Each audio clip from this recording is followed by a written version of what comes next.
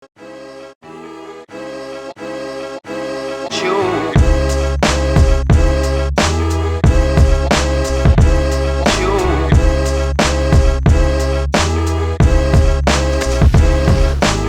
everyone, another day, another dollar.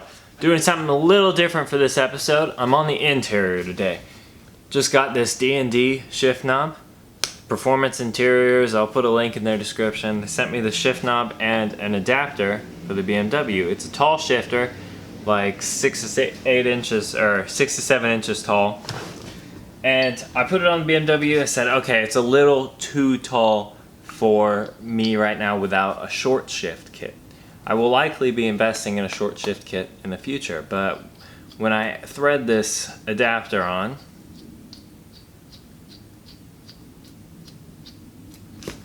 put it on the steering knob, it ends up being about, so here's where the stock one sits, it ends up being about, I don't know, 6 inches taller, so that throw, that fulcrum, that ends up, the throw becomes kind of enormous. Now, I sort of decided that the issue was with this adapter piece. I like the adapter, it's a cool idea, but it adds like a good inch to the height of this because it doesn't allow it to thread all the way in to the actual knob. It only will sit about 3/4 of an inch into this adapter. So with a shorter shift knob, that's a cool thing. It can let you put any sort of I guess aftermarket shift knob that you might have laying around on your BMW without modifying or tapping the actual shifter. So that's cool, but for these purposes it's not going to work. I'm going to have to bore this shift knob out and then place it on there. Ideally I want it to sit about there, so I might have to do some real good mods, but I think I can get it done pretty cool.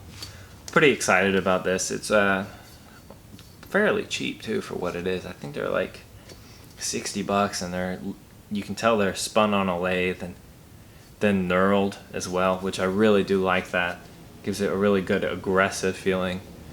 And tall shift knob, let's do it.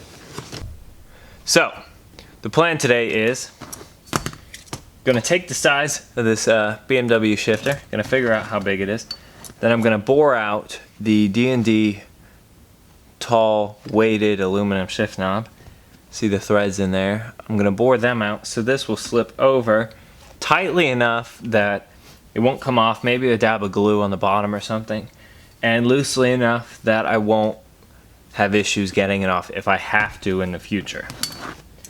So let's go ahead and start. I'm gonna just need a set of calipers for this. I'm gonna zero it out.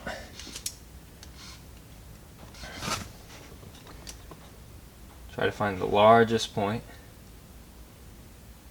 And it's 0.5425 inches. Don't know if you can read that. Come on. There we go, 0.5245. So with 0.5245, and then we have this shifter, the way you get it is 0.427.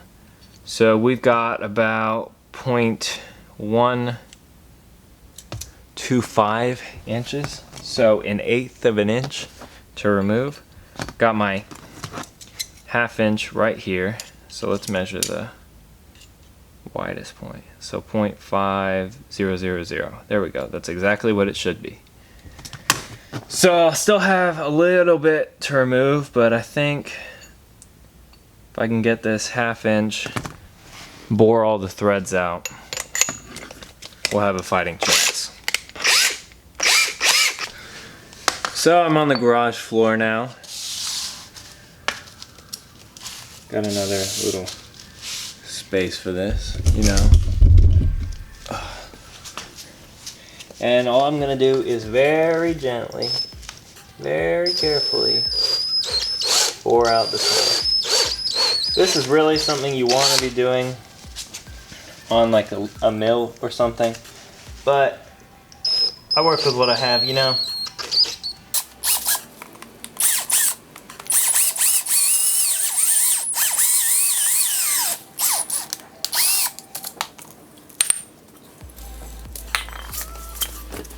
So I got this all drilled out to about the right size.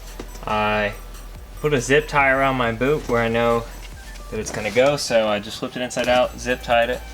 Then you do it like that.